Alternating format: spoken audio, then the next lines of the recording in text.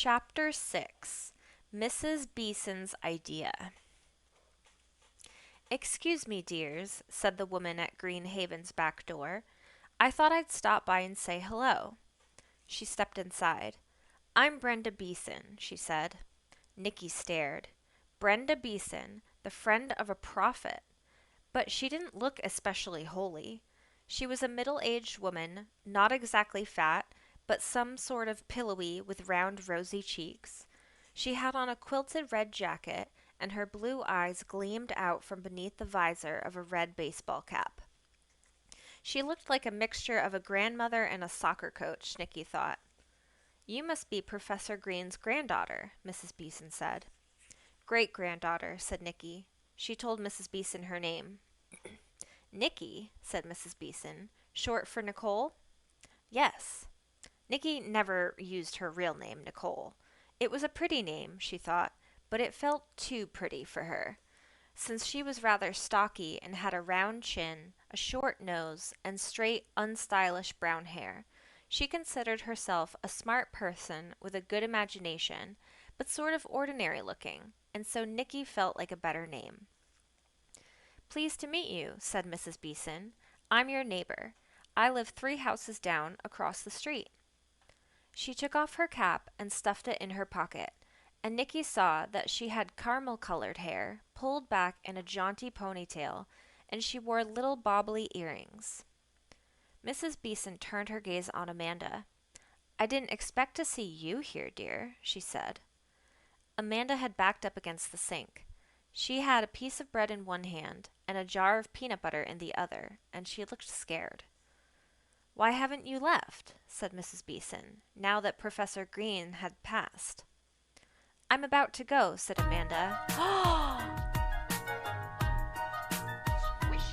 Oh my goodness! You're a wizard, Harry. Cornhole! Colie's flurry butt. Colie's flurry butt. Cornhole, thank you so much for resubbing for 4 months. No worries. Please enjoy your day. We'll see you whenever you return. Have a great Monday. Thank you so much. Thank you, thank you. Oh, I almost dropped my bookmark. All right. As I was reading, "I'm about to go," said Amanda. "Soon as I find a place." "Find a place? You have no family to go to?" Amanda just shook her head. "No parents?" "My mom died," Amanda said. "My dad took off." "No one else?" "Just my cousin Luann," Amanda said miserably. "I don't like her."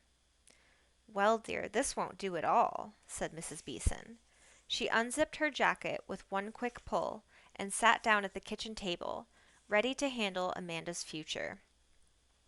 Nickie noticed a round blue button pinned to her sweater. The picture on it looked like a little building. "I'm sure I can help," Mrs. Beeson said. "I have several friends in social work. I'll contact them right away. They'll be able to place you in a home." She pulled a little phone out of her pocket, a cell phone, Nickie guessed, though it had a different shape from the ones she was used to. Amanda took a step forward. Terror was written on her face. She dropped the piece of bread and clunked down the peanut butter jar and raised her hands like stop signs in the direction of Mrs. Beeson. "I don't want to go to any home," she said. "I'm 17. I can get a job. I can find—" "Nonsense," said Mrs. Beeson kindly. "Everyone needs a home." She paused, her mouth half open. An idea seemed to be forming behind her eyes. Her eyebrows rose. "In fact," she said, "I know someone who needs a helper right now. A dear friend of mine." "What kind of helper?" asked Amanda suspiciously. "A household helper," Mrs. Beeson said. "A live-in helper." "I don't know," said Amanda. She hunched up her shoulders and scowled at the floor. "The friend I'm speaking of," said Mrs. Beeson with a little smile, "is Miss Althea Tower." Amanda's eyes went wide. She stood up straight. She said, in a voice that cracked in the middle, "The Prophet?" "That's right. You know she's very unwell, and the girl we hired to take care of her is leaving. You could stay with her, couldn't you? You were so good with the professor. In just 5 seconds, Amanda had become a whole new person. Her face shone with eagerness. She straightened her shoulders, hooked a stray lock of hair behind her ear. I could do it, she said. I'd really like to. Wonderful, said Mrs. Beeson. If you can get ready, I'll take you right over there right now and see if we can make an arrangement. Nickie could see that Mrs. Brenda Beeson was the kind of person who moved fast and made firm decisions. She seemed nice, too. So after Amanda went upstairs, Nickie decided to ask some questions. But before she could say anything, there was a sudden pealing of tiny bells. Mrs. Beeson put her phone to her ear. Hello? Yes? Doralee? What is it? She listened. No, dear, I'm afraid not. A pause. I know you're anxious, but honey, Althea cannot see people's futures on demand. No. She is a prophet, not a fortune teller. Another pause. Please don't ask me again. She put down the phone and sighed. I get these requests all the time, she said. People are so nervous. Nickie plunged ahead with her question. Mrs. Beeson, she said, do you think something terrible is going to happen, like in the prophet's vision? Well, I don't want to scare you, honey, said Mrs. Beeson, but I'm afraid it might. There's a lot of people in the world right now who want to hurt us. The forces of evil are strong. But our country is standing up against them, and here in Yonwood, we are too. She picked up the peanut butter jar and the loaf of bread and put them back in the cupboard. She brushed some crumbs off the table. Our prophet, she said, is helping us. I know, said Nickie. Amanda told me. Did she tell you about the hotline? Mrs. Beeson asked. It's a recorded phone message. Every day, people can call 777 to hear her latest words and learn what to do about them. If there's something urgent, I can buzz their phones so they all get the message immediately. I arranged it all with my DATT phone. She showed Nickie the little phone, which had more tiny screens and buttons and sliding bits than any phone Nickie had ever seen. I love high-tech gadgets, don't you? DATT stands for Do 1,000 Things. It doesn't really do quite 1,000, but just about. She pressed a button. Wait a sec, that's the temperature. She pressed another button. There we go. Nearly 11. Where is that girl? I need to get going. But Nickie wasn't through asking questions. She spoke quickly. You know what, Mrs. Beeson, she said. I really want to do something to help the world. Then you've come to the right place, said Mrs. Beeson, putting her phone back in her pocket. She smiled. Everyone here is trying to help the world. We're all quite passionate about it. We've had so many town meetings and church discussions and special votes. Well, dangerous times bring people together. There are still a few who cling to their selfish ways, though, and that's very troubling. Even one can ruin everything, just the way one moldy strawberry in a basket can mess up all the rest. Amanda's steps sounded on the stairs, and Mrs. Beeson stood up. But Nickie had to ask one more question. What should I do? Mrs. Beeson was pulling on her jacket. She stuck her red cap on her head and pulled her ponytail out through the gap in the back. Do, she said. Well, let's see. You might let me know if you happen to notice any trouble spots. You mean, Nickie said, a trouble spot might be like what? Amanda came into the kitchen. Here I am, she said. She had on nice clothes, and her hair was carefully combed.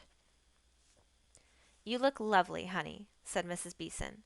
I'll go and get my car. Meet me in front of the house. But Mrs. Beeson, said Nickie urgently, what would a trouble spot be? Mrs. Beeson paused in the doorway. Her eyes grew serious. You look for sinners, Nickie, she said. It's one of the things the prophet says most often. No sinners, she says. No sinners. Sinners, said Nickie. You mean like lawbreakers? Yes, but not only them, said Mrs. Beeson. Sometimes they're not actually breaking a law, and still you have a sense of wrongness about them. You can just feel it.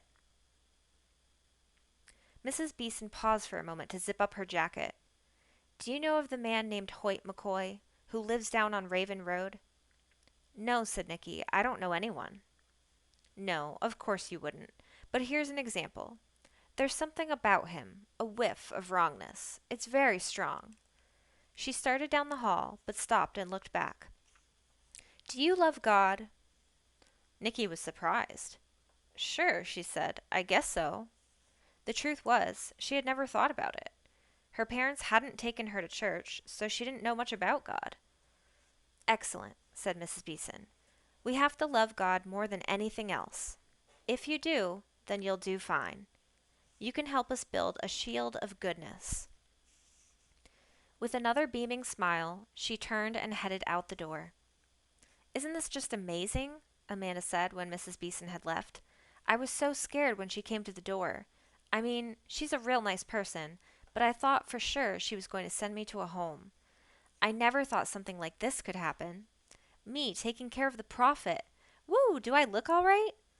You look fine, said Nickie. But what about Otis? Oh, Lord Otis, Amanda said. Can you take care of him? He might hurt my chances to get hired.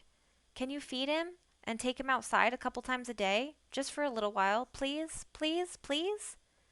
And of course Nickie said she would. As soon as Amanda had gone off with Mrs. Beeson, Nickie found a pencil and a scrap of paper and wrote down these words. Sinners. Wrongness. Forces of evil. Shield of goodness.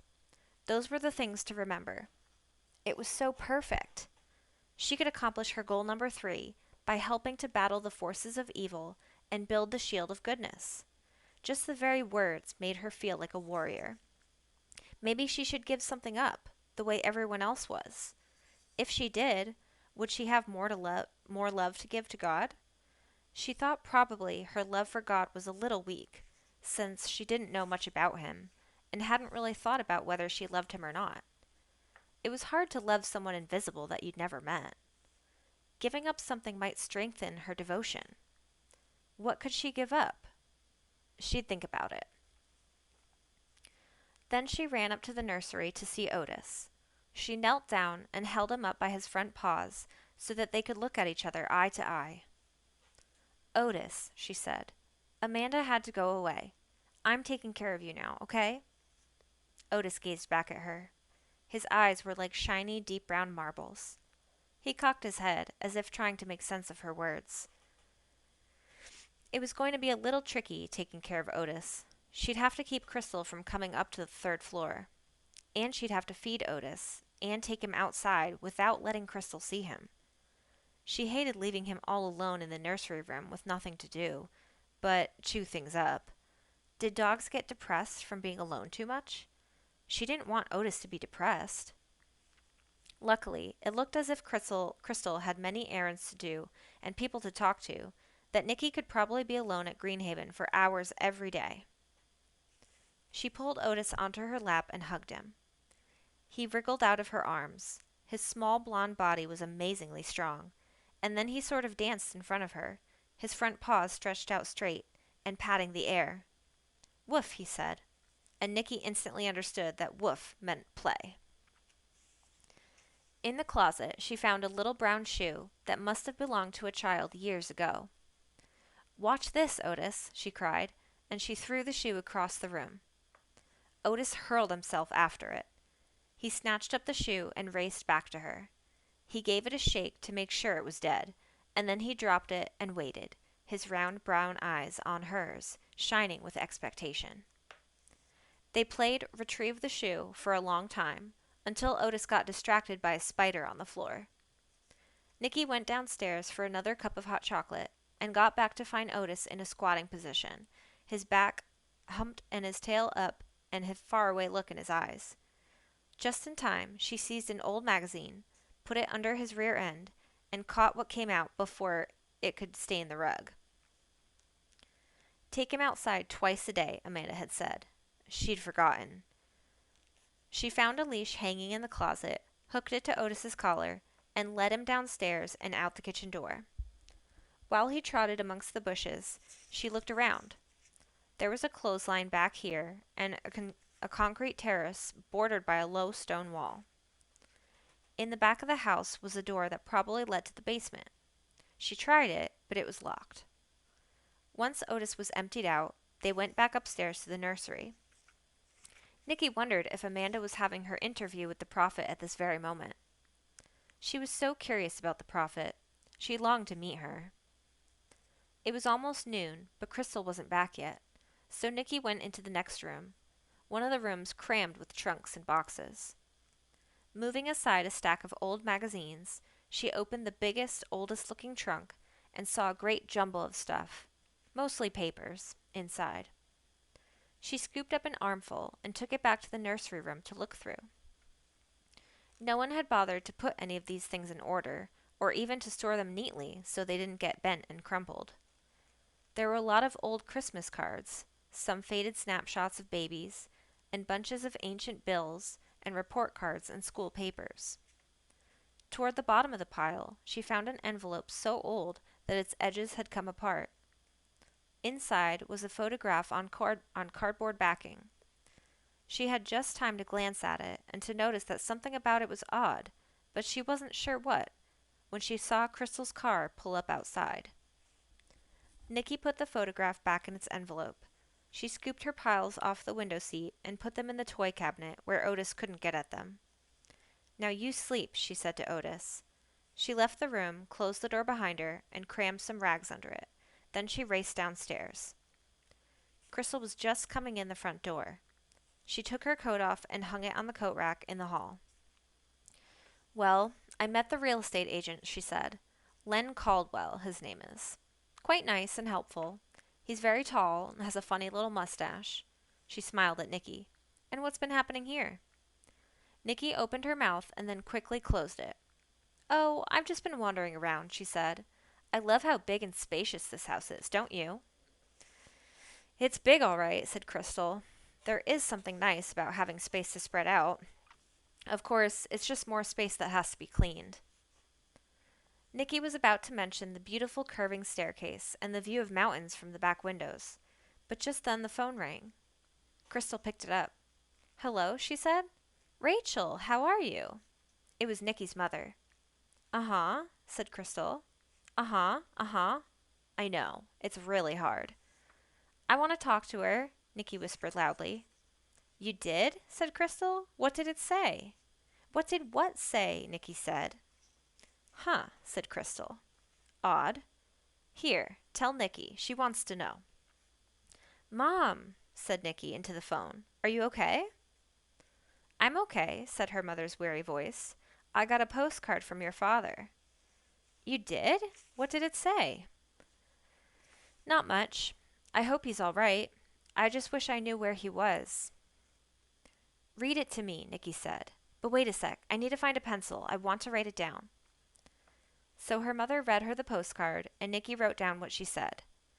Then they talked for a while about her mother's job, about bomb alerts in the city, and how cold it was. Nickie said how much she loved Greenhaven and what a terrible mistake it would be to sell it. When they said goodbye, Nickie would have felt sad if she hadn't had the words of the postcard to study. "Dear Rachel and Nickie, all is fine here. Work is going well. Wish I could tell you where I am, but it's strictly forbidden. My love to you both, Dad. P.S. 3 sparrows came to the bird feeder today." Her mother was right. It didn't say much, though it did tell her something new about her father.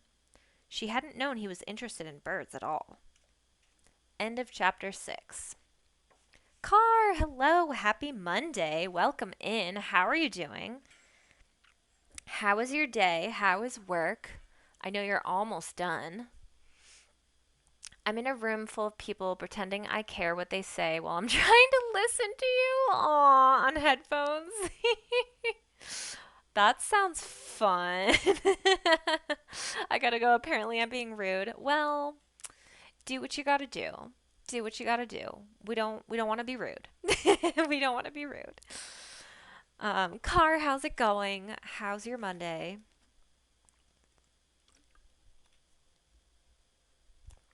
Need a little hydration. My throat is so dry today. I was worried I wouldn't really be able to read, but so far so good. So far so good. Maybe I'll just have some like throat stuff after after I read, after stream. Doing good, still have about an hour of work left. It's going to go by so fast. It's going to go by so fast. We're going to have a cozy little reading sesh, and then before you know it, you're going to be done with work. I hope. I hope.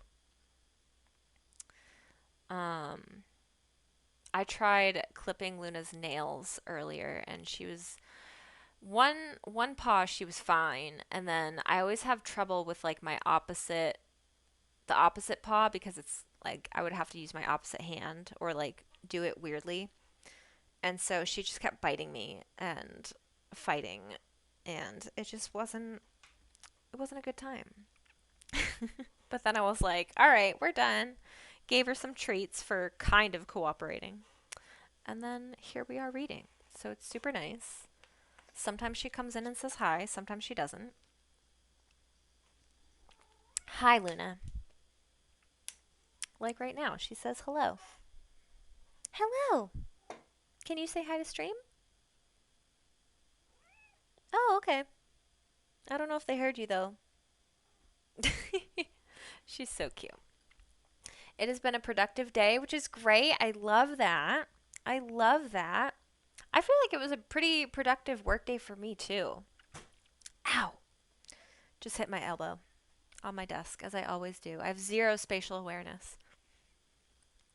Aw, Luna wants all the pets right now, which is not good because we're trying to read, Luna. Do you want to come up and read with us? Luna does enjoy reading. She likes to usually sit in my lap when I read. Come on. No? Okay. Well, I guess we'll read the next chapter then. Here we go. Chapter 7. The Short Way Home. Grover couldn't concentrate at school that day. The classrooms were alive with whispers about the terrorist in the woods, and the bloody letter, and what Brenda Beeson said it meant. Even his teacher seemed nervous, Grover thought. She kept glancing out the window, and twice she came up with the wrong answers to the problems she was explaining. After school, more kids surrounded Grover and asked him to describe what he'd seen. He wished he could tell them that the prophet herself had come to examine the bloody cloth. She was the one they were curious about, but no one had seen her since she'd had her vision. Besides the doctor. No one but Mrs. Beeson and her small devoted group. Grover remembered seeing Althea Tower in the bookshop sometimes before her vision, but she hadn't been interesting then. Just a sort of fluffy-haired woman with rimless glasses and dust on her fingertips from handling used books. She'd always smiled at him when he went in there, but she never said much. She was pale, as he recalled, and wispy, and had a quiet voice. But now he'd like to get a glimpse of her, to see if her eyes looked scorched, or her hair frizzled like electric wires, to see if her face looked blasted, or frozen into astonishment, or whatever look there might be on the face of a person who had been shown a vision by God. If it really was God. Grover didn't know. And mostly he didn't care, as long as the results didn't affect him. He ended up spending so much time talking to the kids in the schoolyard that he was in danger of getting home late. He was supposed to be home by 3:30 to help his grandmother with the kids. If he got home after his mother did, she'd tell his father, and his father was sure to yell at him. So he decided to do something he rarely did, because it was a bit of a risk. Take the short way home. The short way home was through Hoyt McCoy's backyard. Actually, backyard was too small of a word for it. Hoyt McCoy's house lay within a large and brambly acreage. He had 2 or 3 times more land than most of his neighbors. At the rear part of it, a few slats of the fence had fallen sideways, making a hole big enough for a skinny boy to get through. Grover, holding his schoolbooks close to his chest, was just skinny enough. Crossing Hoyt's yard cut a good 5 minutes off the time it took to get home. Grover knew this because he'd done it a few times before. The only risky part was at the back corner of the property, where the house stood. Here he would be within view of some windows, if anyone happened to be standing by them. But so much overgrown shrubbery grew up the back of the house, and the windows were so coated with dust and grime, that he didn't think the chance of being seen was very great. This time, though, he was wrong. As he came up behind the house, staying as close to the fence as he could, and trying not to crunch too much on the fallen leaves, an upstairs window flew open. The deep voice of Hoyt McCoy rang out. "Halt! Trespasser! I have you in my sights! Vacate these premises instantly!" Grover stopped so fast that he dropped his books. He froze, hoping the bushes would hide him. He waited, watching the open window. Did Hoyt mean he had a rifle trained on him? Would he actually shoot it? Grover didn't know. So he stayed where he was until finally the window closed. Then he waited a little longer, and at last he bent to pick his books up and moved on, staying in the shadows, setting each foot down with great care, until he came to the gravel drive that led out to the street. Then he ran. Hoyt McCoy was one of Yonwood's oddities. He'd moved there about 10 years ago from a university town somewhere. For a year or so after he'd bought the house, workers from out of town had come every day, and sounds of drilling and sawing and hammering had issued from inside. People thought maybe Hoyt's family was coming in to live with him, but no. Hoyt lived alone. Sometimes he went away for weeks at a time, leaving the gate across his driveway padlocked. When he was at home, he seemed almost never to have visitors, although a few times Grover had seen a dark green sedan turning in at his driveway, in which there was almost always 2 men in suits. They were probably tax collectors, Grover thought. It wasn't likely Hoyt McCoy would have friends. He was tall and gaunt, with caved-in cheeks and dark hollows around his eyes. He walked with his shoulders stooped and his head craned forward, as if he were looking for something to pounce on. And in his way, he did pounce on things. Everything met with his disapproval. On days when Hoyt showed up at the market, or the post office, or the drugstore, Grover had seen him tut-tutting at loud children, shaking his fist at cars that came too close to him, and scolding clerks for being rude. He also scoffed at everything Mrs. Beeson said about the prophet's vision. "Orders from heaven," he would say, pursing his lips. "Nonsense. She doesn't know. I'm the expert on heaven, not her. If you want to know about celestial matters, ask me." But no one ever did ask him, as far as Grover could see. Hardly anyone ever spoke to him at all, if they could help it. When Grover got home, only a little bit late, he found his grandmother in the living room in her usual spot, the armchair by the heater, with a baby on her lap. All around her, little kids of various ages crawled and toddled, babbled and cried and screeched. The TV was on. A newsman was saying that the president had set a deadline of 1 week, exactly 7 days, for the phalanx nations to deactivate their missiles. Otherwise, the United States would have no choice but to. His grandmother aimed the remote and flicked off the TV. "Heard there's more trouble in town," she said. Grover dumped his books on a side table. "I was the first one there, Granny Carey," he said. "I was the one who told Andy." "Good for you," said his grandmother, "on top of things as usual." One of Grover's little brothers whacked his sister with a stuffed animal. The little girl wailed. The baby on his grandmother's lap started to cry. This was how it always was at Grover's house. He had 6 brothers and sisters, all younger, who had created a constant uproar. His father worked as a handyman, and his mother worked at the dress shop, so his grandmother was the one who minded the children. Grover had to mind them too, when he came home from school. All of this meant he was always short on time. Time for homework, time for other things that were more important to him than homework. "Look here, Grover," Granny Carey said. "I found some good ones for you." She leaned over and picked up a stack of magazines from the floor. "There's one that gets you $10,000. Another one gets you a car, but you could trade that for cash." "Great," said Grover. He took the top magazine and opened it to the page his grandmother had dog-eared. The Fabulous Dorfberry Sweepstakes, it said, in big red letters. Hundreds of prizes. Grand prize $10,000. He read the fine print. All you had to do was collect 5 box tops from Dorfberry's cornmeal products and fill out an entry blank. Easy. His family ate a ton of corn muffins and cornbread. He could collect 5 box tops in less than a week. For this one here, said Granny Carey, opening another magazine, you have to write a paragraph. She showed it to him. Why buy Armstrong pickles? Said the ad. You tell us. 100 words or less. The grand prize was $500, which would be more than enough. This is good, said Grover, moving the magazine away from the reaching fingers of his littlest brother.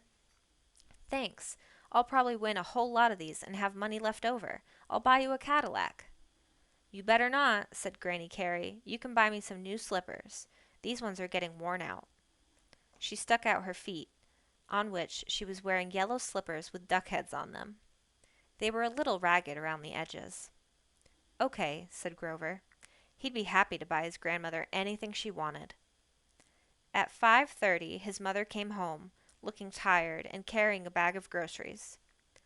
Somebody's lurking around in the woods, she said, setting the bag down and taking off her coat. I know it, said Grover. Don't you go up there, she said. You stay around here for a change.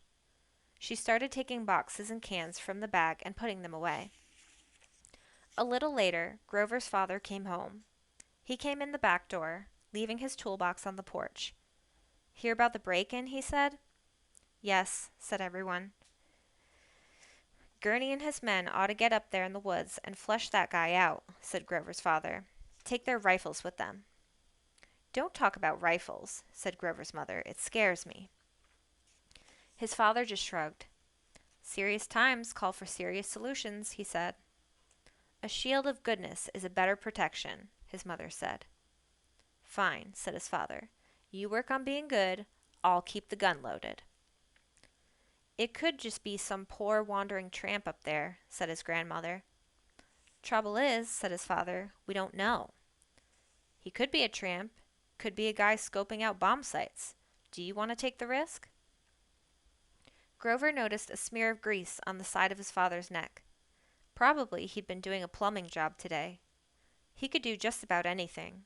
Plumbing, carpentry, electrical work. He always had a lot of jobs, and he always came home tired and slightly grumpy in the evening.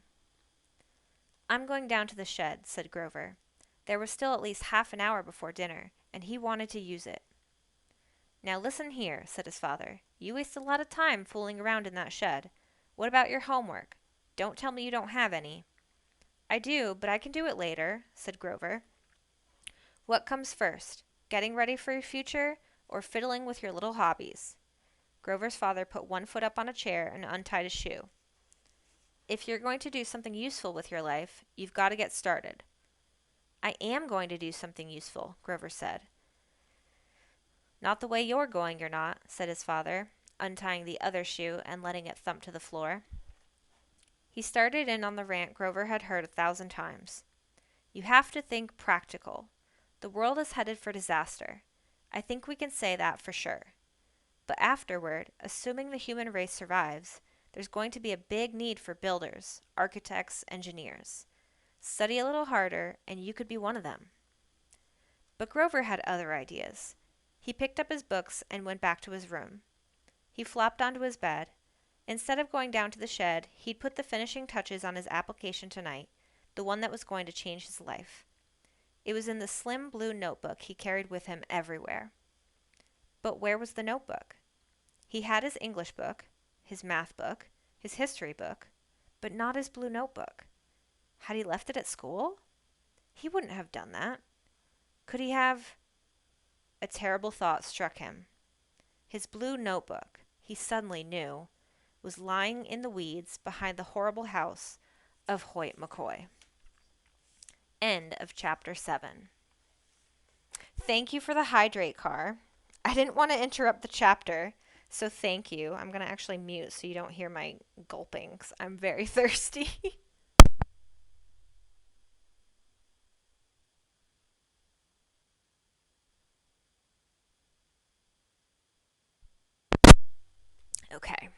Oh, yeah, my throat is so dry today. Cornholio, welcome back. Oh my goodness. I hope I'm not getting like a sore throat. It feels like, I don't know. I was singing a lot in the car this morning to the radio, so maybe it was that. Probably shouldn't have done that on a reading day, but it's okay. I wish I had my honey with me. It's over in the kitchen. That always soothes a sore throat. What song? Oh, it was a bunch. I have a pretty long commute to work, so it was probably like five or six songs or more. Maybe like 5 to 10. I can't remember exactly, but it was a lot of good ones. It was a lot of good ones. Oldies. Oldies. Oldies but goodies.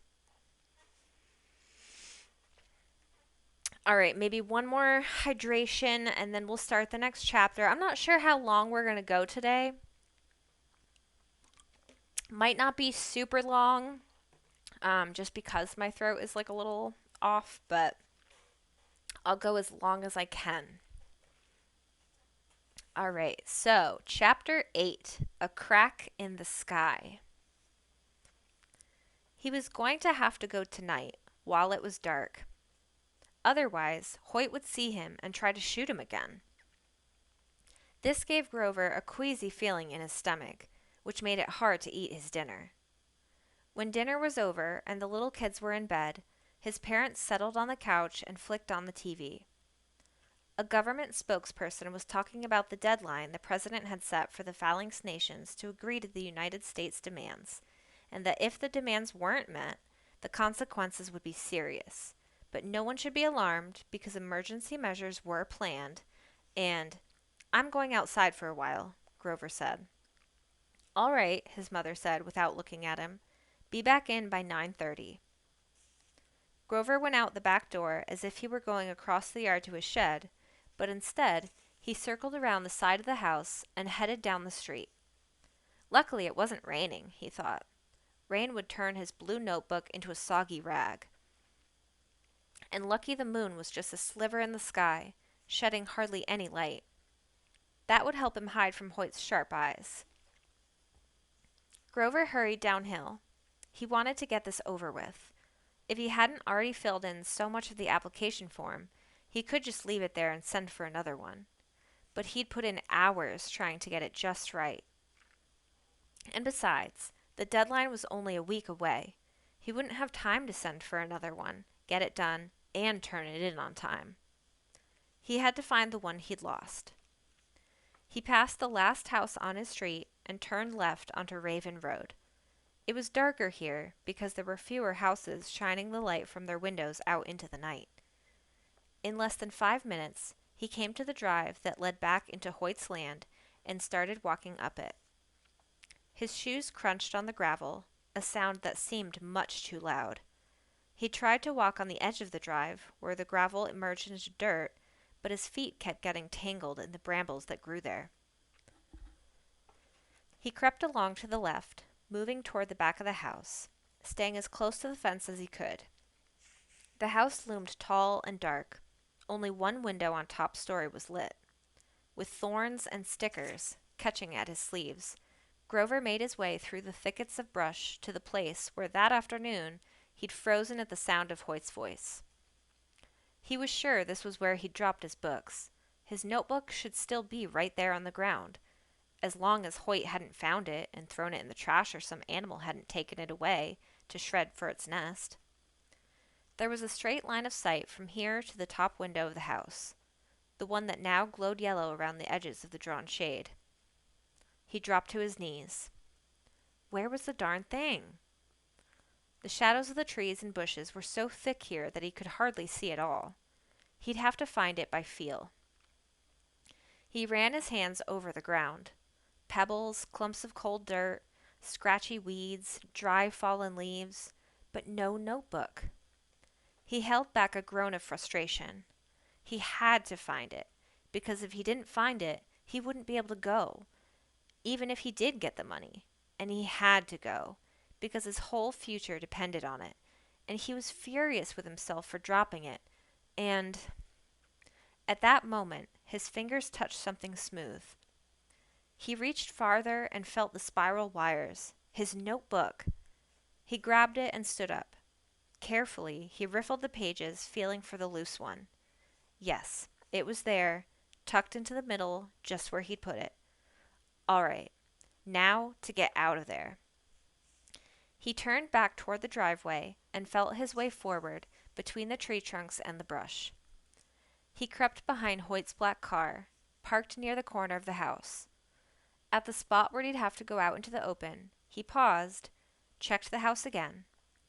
It was still all dark except for the rectangle of light around the top floor window.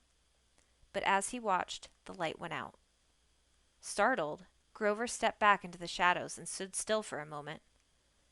It might just be that Hoyt had turned off his light to sleep, or it might be that he'd heard something and was about to peer out his window.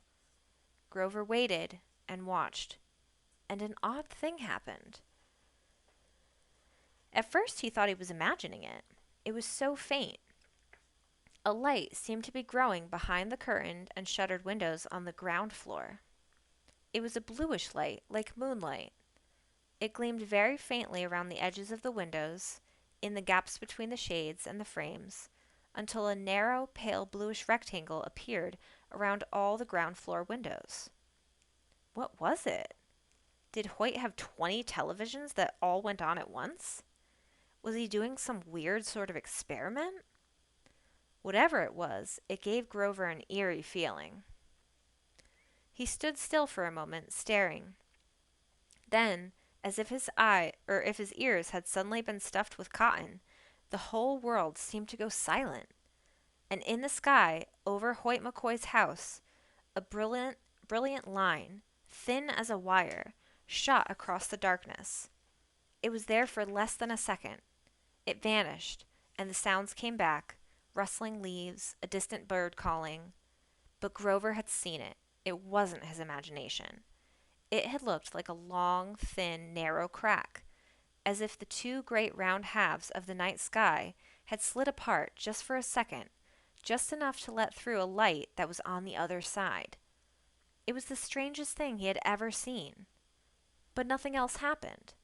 The blue light continued to shine behind the windows, the house was silent, the sky stayed black. After another few minutes, Grover clutched his notebook tightly and moved toward the driveway, quiet as a cat and slow, until he got far enough from the house. Then he dashed along the driveway's edge down to Raven Road, where he set out for home. End of chapter 8. Ooh, it's getting good. Hi, Neff. Welcome in. Happy Monday. How are you doing? How is your Monday going? Last 30 minutes of work. Let's go. Let's go. Heck yes. Oh, also, speaking of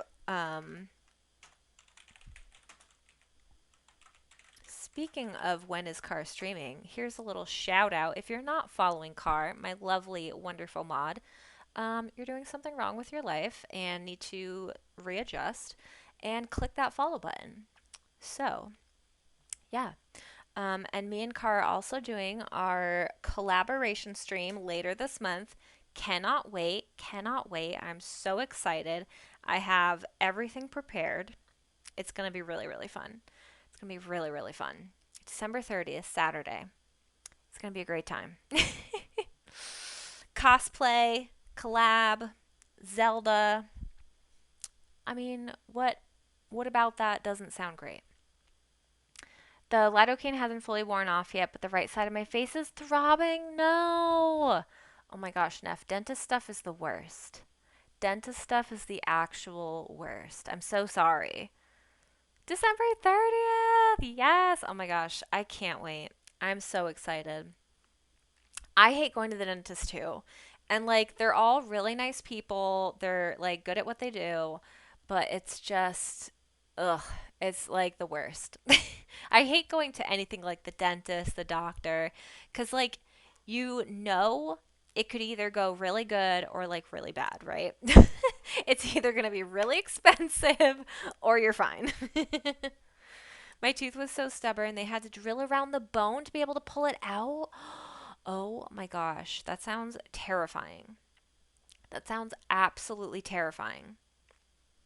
I remember when I had to get my wisdom teeth out and they gave me medicine that I don't think they can even give people anymore.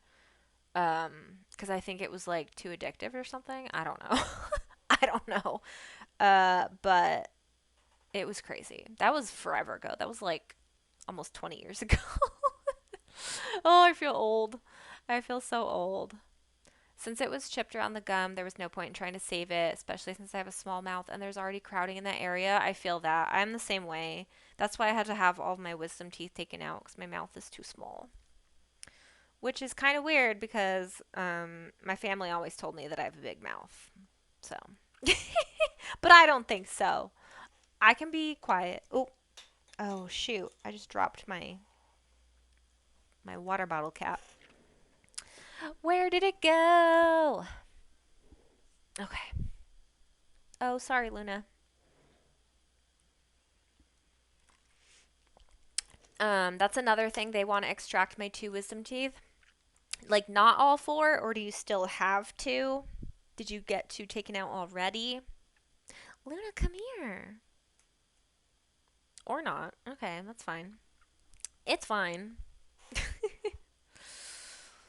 Ugh, let's see. How many. What chapter are we on? 9? Let's see how many. Maybe I'll read 2 more chapters. 2 or 3. Because the next couple. Oh, wait a minute. The next couple are kind of short. So we'll see. 2 to 3 more chapters for today. Probably happen. Bottom eye got pulled in office. One grew impacted, the other never grew, but they want to remove that back molar anyway. Gotcha. Gotcha. Yeah, I want to say all of my wisdom teeth were impacted. And if I had left them in, I think they were going to cause problems and pain. So they're all out. They're all out. But that wasn't really too big of a deal. You just like, oh my gosh, Counterblood, thank you so much for that follow. Welcome to the Corner Crew. Happy Monday. If you feel like lurking, please feel free. Otherwise, hello, welcome. But yeah, like I think that's really the only like surgery I ever had. And it was super easy. They put me out, took out the teeth. I didn't remember any of it. Then I went home. My mouth was a little swollen and kind of like it was sore for a while. But like you just had to eat soft foods for a little bit and then it was over. I have a phantom toothache once in a blue moon now. Oh my God. That sounds so scary. Like I've heard of like phantom, like especially people that were like in the army, military, any of that kind of thing, where they get like phantom pains. I think that's such like an extraordinary thing, which is crazy. There's a throb of the tooth that doesn't exist. Yeah, that's so crazy and like so interesting. I already had some snack packs. Let's go. Oh, snack packs are so good. Any like snacks. Just the word snacks. You have like say less. Like you had me at snacks. All right, I'm gonna say let's hydrate and get into the next chapter because I wanna. I'm probably not gonna read any more than an hour. We'll see how far we can get. We'll see how far we can get. The light is slowly getting darker outside, which is like, winter's coming. Winter's coming. Rainbow sherbet. Oh my God, rainbow sherbet's so good. But I got to be careful on that because I noticed I was sucking on the spoon a little while eating it. Did it get really cold? Like, did it hurt?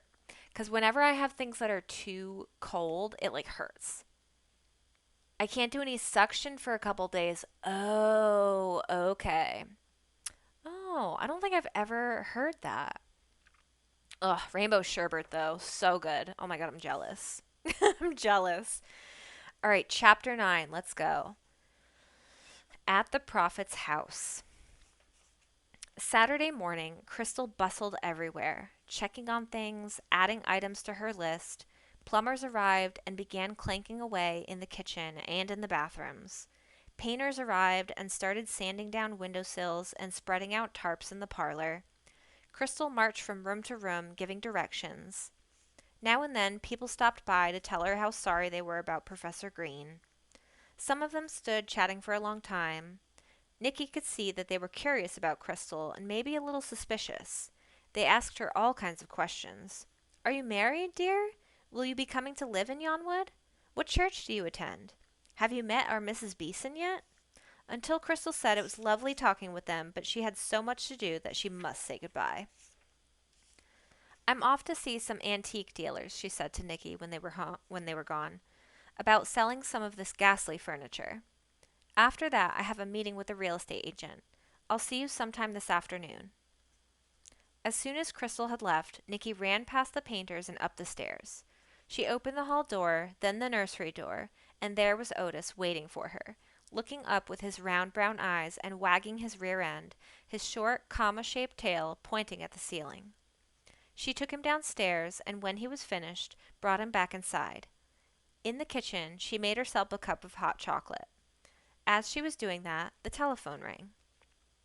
She hardly ever answered the telephone here, since it was never for her. The answering machine answered if Crystal wasn't home. Usually, the voice on the answering machine belonged to someone talking about house repairs. But this time, the voice was Amanda's. Hello, it said. Well, this is Amanda Stokes, and Nickie snatched up the receiver. Amanda, she said, it's me. Oh, good, said Amanda. I didn't know what to say if it was your aunt getting the message. Did you get the job with the Prophet? I did, said Amanda. I'm so lucky. But I'm calling up because I need my stuff. Can you bring it to me?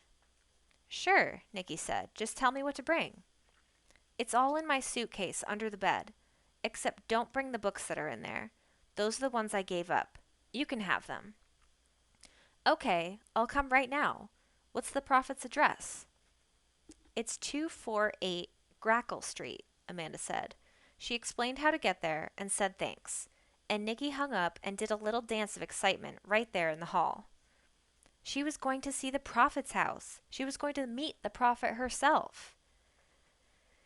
She took Otis upstairs. She pulled out Amanda's suitcase from beneath the bed and opened it up, and then rummaged through it to find the books, and also because she was curious. Underwear, socks, a striped flannel nightgown, some t-shirts, and a few pairs of pants. A floppy pink stuffed kitten, so old its fur was mostly worn away. A battered postcard with a picture of a beach. Nickie couldn't resist reading it. In big, round handwriting it said, Dear Pumpkin, what a great place. Lots of beaches. See you soon, your mama. The date on the postcard was 12 years ago. Nickie wondered if this was all Amanda had of her mother. She found the books underneath everything else. There were 4 of them, all paperbacks. She picked one up. On the cover was a woman with hair like a black waterfall, swooning in the arms of a man who was gazing at her hungrily. It was called Heaven in His Arms. Another one was called A Heart in Flames. Its cover showed a clasped together couple standing on a windswept cliff with a blazing sunset in the sky behind them. All the books were like that. They looked interesting. She would read them herself. They might help her with goal number 2.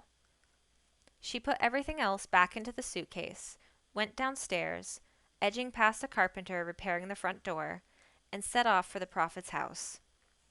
It was a blustery morning. Big heaps of cloud rushed across the sky, and the wind was chilly. A few dead leaves skittered along the sidewalk.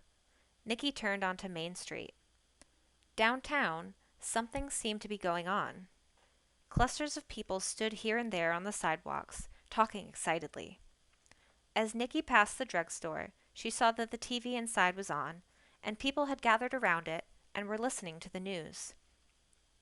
There were more people around the TV in the video store, and also at the Cozy Corner Cafe. The president must be making some kind of announcement. She could see his solemn face and white hair on the screen, But she didn't want to stop and listen to him right now. She wanted to get on to the Prophet's house. Later she could find out what he'd said.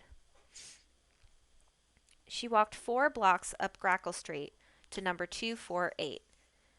It was a neat white house with a front porch, more or less like the other houses on the street, except there were some bunches of limp flowers tied to the fence, along with a Christmas tree angel, a couple of holy-looking pictures, and a couple of handwritten signs. One said, Althea, our prophet, and the other one said, We believe. A bird feeder hung from the porch roof, but there were no seeds in it. The curtains in all the windows were closed. Nickie rang the bell, and after a moment Amanda opened the door. Oh, hi, she said, reaching for the suitcase. Thanks for bringing this.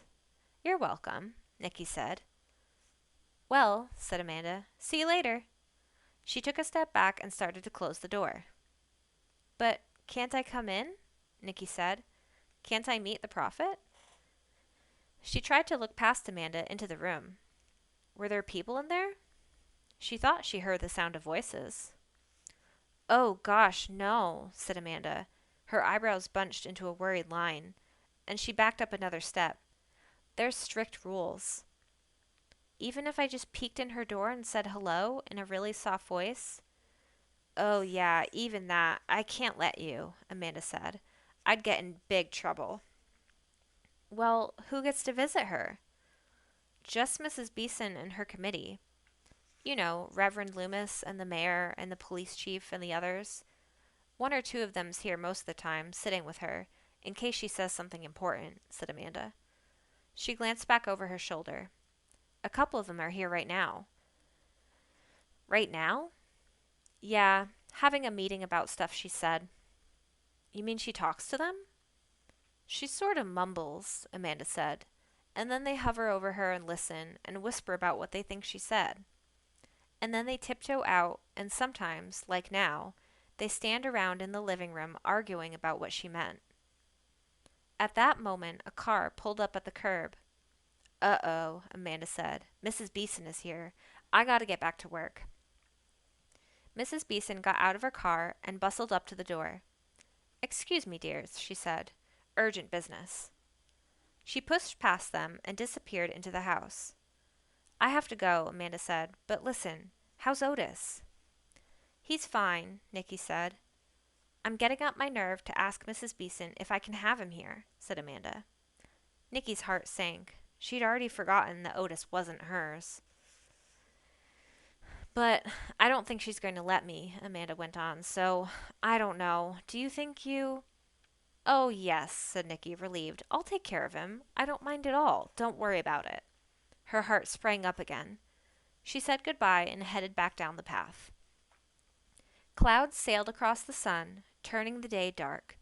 She hurried to keep warm, down Grackle Street and past the park to Main Street. Maybe she could find out now what the president's announcement had been. She made her way toward the Cozy Corner Cafe, thinking she could go in and ask someone there. But before she got there, she heard a sort of buzz in the air, like a distant swarm of bees, and all around her people stopped in their tracks and pulled cell phones from their pockets and purses. What was happening? It must be news from Mrs. Beeson, maybe about the urgent business that had taken her to the prophet's house. She had to know. Who could she ask?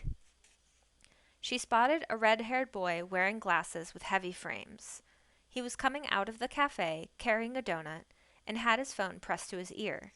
He looked about her age, or a little older. She'd ask him. She stepped up beside him and said, "Excuse me," into the ear that didn't have the phone against it. He turned and looked at her. "What's going on?" Nickie said. "Can you tell me?" He frowned. "Wait," he said, holding up the hand with the donut. He was still listening intently. She waited. Finally, he folded up his phone. "Who are you?" he said. "I don't know you." She explained who she was. He stared at her suspiciously for a moment, but he must have decided she couldn't be a terrorist, because he said, "I'm Martin. Did you hear the president's announcement?" "No," said Nickie. "What did he say?" "Well, look," said Martin. "I've got it on my DATT." He flicked a tiny switch on his phone, and on a tiny screen, the tiny face of the president appeared. He looked grim. His face was grayish, as if he hadn't slept or eaten for a while. 6 days remain, he said, in a tiny version of his usual voice, before time runs out for the Phalanx nations. They have remained uncooperative. Therefore, I am asking all directors of defense to activate their emergency plans, in case an attack is imminent. He went on about evacuations and shelters and troop movements, and he ended the usual way. Let us pray to God for the safety of our people and the success of our endeavors. Nickie gulped. She looked up from the little screen. So, is that why, she began, but she stopped, because something strange was happening. All up and down the street, the lights in the stores were going off. One after another, the windows went dark. What's going on? She said. It's because of Mrs. Beeson's bulletin, said Martin. She's just figured out a new instruction from the Prophet. See, for a long time, the Prophet has been saying, no lies, or no lines, or no lights, but no one could tell which.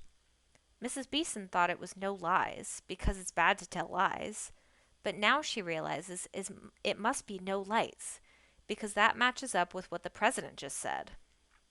It does? Obviously, said Martin, folding up his phone and putting it in his pockets. The president is warning us about an attack. It might come any minute. If we turn our lights out, we won't be seen from the air. Nickie looked up and down Main Street. It seemed almost like night, with all the windows dark and the sky clouded over. For the first time, she felt a real shiver of fear at the war that might come. It must have shown, because Martin said, You shouldn't worry too much. There is destruction coming, but we're probably safe here. You mean because of the Prophet? That's right. It's like having a phone line direct to God. As long as we follow directions, we should be okay. Even though there's a terrorist in the woods. There is? Martin nodded. He broke into the restaurant just yesterday morning. That's awful, Nickie said. She had thought she'd escaped all that by coming to Yonwood. Clearly, she'd been wrong. Martin was peering at her as if trying to decide what kind of creature she was. Do you love God? He said. Having been asked this question once before, Nickie was prepared. Oh, yes, she said, I really do. Martin smiled. His teeth were white and even, and Nickie noticed that his eyes, behind his glasses, were hazel, an interesting color that went well with his red hair. That's good, he said. Well, I have to get going. See you. He strode away, leaving Nickie standing there on the strangely darkened street, beneath the darkening sky. She felt excited and uneasy at the same time. She'd met a boy. That was progress on goal number 2. But the danger to the world had just gotten worse, which made goal 3, doing something to help, more urgent than ever. End of chapter 9.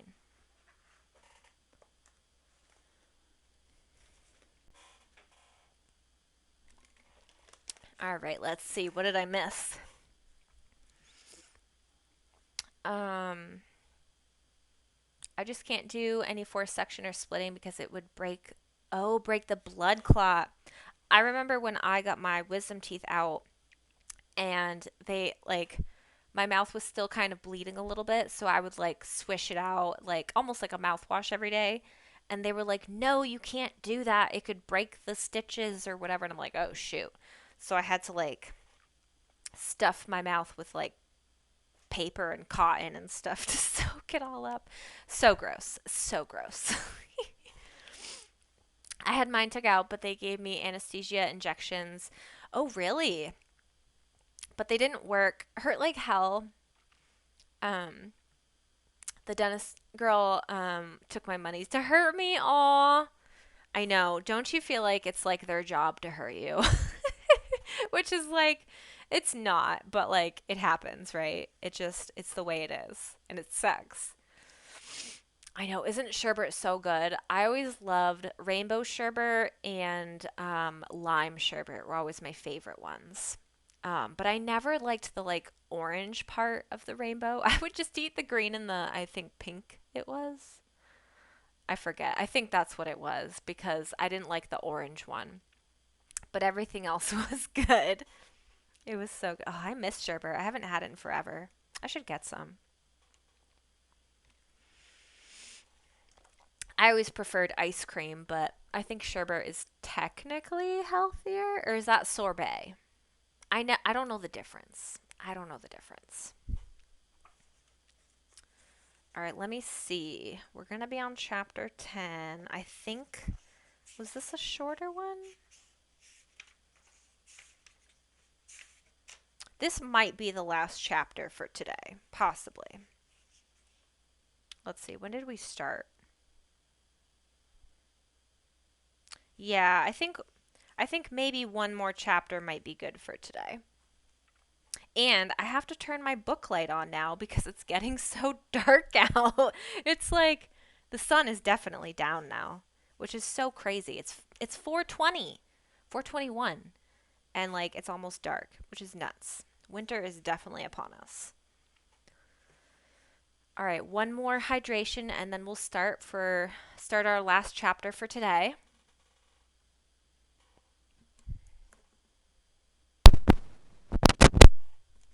All right. Chapter 10.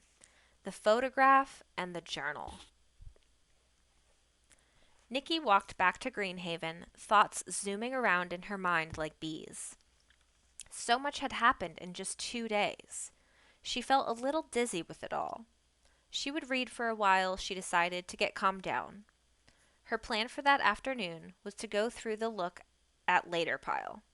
She went into the kitchen to make herself a cup of hot chocolate, and it occurred to her all at once that hot chocolate was the perfect thing to give up. It was something she really liked, so it would be hard to give up, and doing something hard would strengthen her goodness, just the way exercise strengthened muscles. So she made a cup of mint tea instead and carried it up to the nursery, where she took her look at later pile from the toy cabinet and set it on the window seat. The light was dim there because of the blankets she and Amanda had hung over the windows, and because of the cloudy sky. She pushed one of the blankets aside a little and settled down with a big red pillow at her back. Otis jumped up next to her. The first thing she wanted to check was that envelope she'd begun to look at yesterday. She picked it up and slid out the photograph. It was brownish and had a cardboard backing. It showed 6 people, 2 men and 2 women seated, and 2 children sitting on the floor in front of them. They wore old-fashioned outfits and had sour looks on their faces, as if they were annoyed with the photographer for making them sit still so long. It actually does show the picture in the book, too. There was something odd about the 2 men, who sat next to each other in the center of the group. At first, Nickie thought one of them was sitting on the other's lap. She looked closer. The 2 men, who looked just alike, seemed to be stuck together. Yes, they were joined by what looked like a thick finger of flesh that went from the stomach of one to the stomach of the other. That was why they were sitting in that odd way. They were twins, connected twins, or something like that. There was another word for it that she couldn't remember. Under the picture, someone had written, "The Messrs. Bunker and their wives, visitors to Greenhaven on June 4th, 1868. Visitors to Greenhaven. They had been here in this house. She gazed at the picture a long time. How would it be to live your life attached to someone else? You could never get away from each other. Not to go for a walk, not in bed at night, not even in the bathroom. If one was sick, the other would have to lie there too. If one wanted to go downtown and the other wanted to stay home and read the newspaper, they would have to negotiate about it and try to agree. Each one would always hear everything the other one said. It was the strangest kind of life she could imagine. She put the picture back in its envelope and took up the small brown notebook that Amanda had brought to her, the one her great-grandfather had written in. She read the first entry again, where he said he'd been having odd experiences, and then she read on. December 10th. It's the second floor bedroom. I think. The one at the west end of the hall. Why there? Some memory being triggered? Can't figure it out. December 13th. Darn hip giving me trouble. Stayed in bed most of the day. December 19th. Althea T. still not speaking much after nearly 6 months. Brenda B. very worried about her. He was writing about the Prophet, but then the next entry was about something quite different. December 27th. Could past, present, and future all exist at the same time, and certain people slip around between them? See theories set forth in recent science journals. Ask M. What was that about? A movement on the sidewalk below caught her attention. She looked out the window. There was Mrs. Beeson, wearing a rain jacket with the hood up over her baseball cap, walking a long-bodied, short-legged dog on a leash. That must be Sausage, Nickie thought.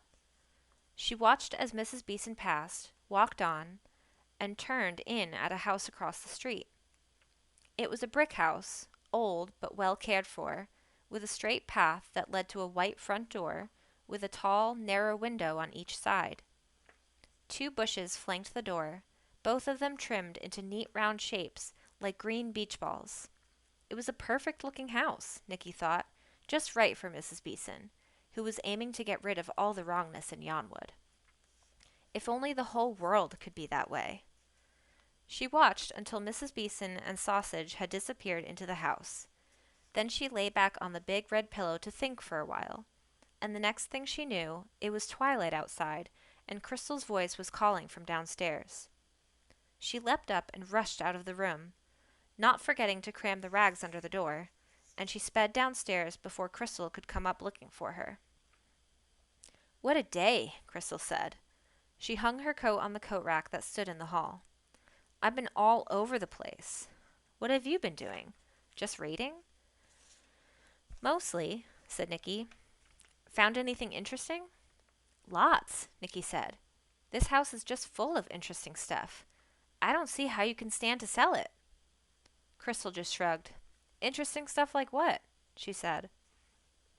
I found a really old, strange photograph, for one thing. Wait a second and I'll show you. She dashed upstairs again. Otis trotted over to her when she went in.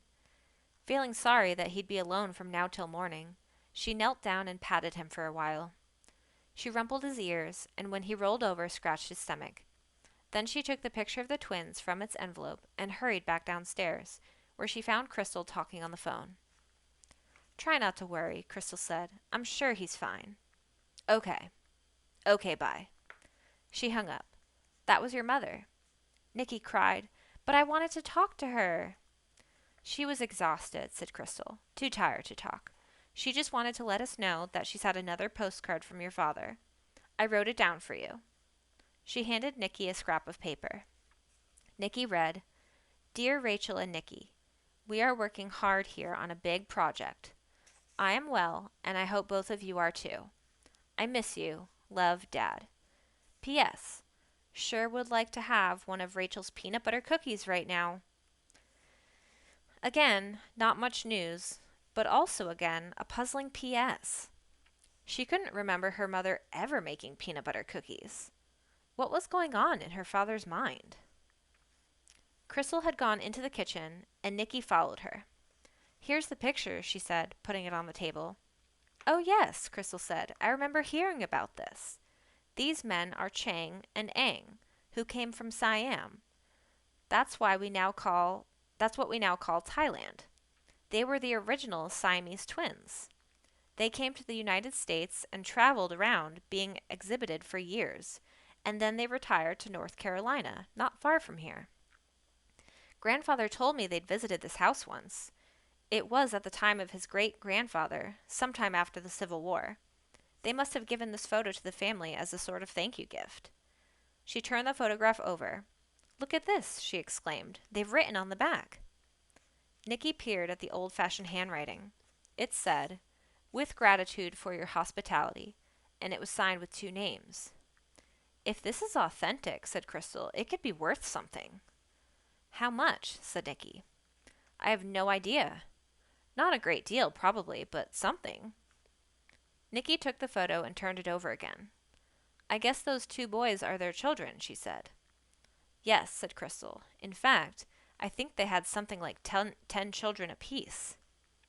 Wouldn't it be hard to be married to Siamese twins? Said Nickie, looking at the grumpy faces of the 2 big women. I surely think so, said Crystal. In fact, as I recall, the 2 women were sisters, but they didn't get along. After a while, the twins got themselves 2 houses, one for each wife, and the husbands alternated between them. She shook her head. Amazing, isn't it, that they managed to work things out at all? I tried twice under much easier circumstances and failed both times. She opened up a cupboard and took down a can of soup. Can you bear to have soup again for dinner? She said. I'm too tired to do anything else. That's okay, said Nickie. She wondered if she should tell Crystal about the Prophet and Mrs. Beeson and how Yonwood was battling the forces of evil by building a shield of goodness. But she hesitated. Crystal might decide that Nickie shouldn't be getting involved in that battle. She might decide that Nickie needed more supervision. Nickie didn't want that at all, so all she said was, Crystal, do you think there's going to be a war? I don't know, Crystal said. Fortunately, I'm too busy to think much about it. She cast a quick look at Nickie. Don't you think about it either, she said. There's not much we can do. Just live good lives, right? Nickie said. Not add to the badness. That's what you said before. Uh-huh, said Crystal. She opened the can and scooped the soup into a pot. So if everyone lives good lives, then maybe bad things won't happen, Nickie said. At least not to us. But she could tell Crystal wasn't really listening. She was holding the soup can under the faucet to fill it, but only a feeble trickle of water was coming out. Something is wrong with the water pressure, she said. We must have a leaky pipe somewhere. And the plumbers were just here. They've made it worse instead of better. And of course, tomorrow is Sunday, so a plumber will be hard to find. There's so much to do. I suppose I should face the 3rd floor. I haven't even been up there. Nickie's heart jumped into her throat. It's just rooms full of boxes, she said. You don't need to see it. No, I really should. Crystal stirred the soup with one hand and ran the other hand warily through her hair. I need to see what I have to deal with. Not tonight, though. I'll do it first thing tomorrow morning. Crystal reached for 2 bowls. It's getting dark, she said. Would you switch the light on? That was when Nickie remembered. We have to close all the curtains and blinds, she said. We do? Why? So we can't be seen from the air, said Nickie, in case there's an attack. She pulled down the kitchen blinds. Oh, I don't think that's necessary, Crystal said, but if it makes you feel better, go ahead. Nickie went from room to room, closing curtains and blinds all over the house. End of chapter 10.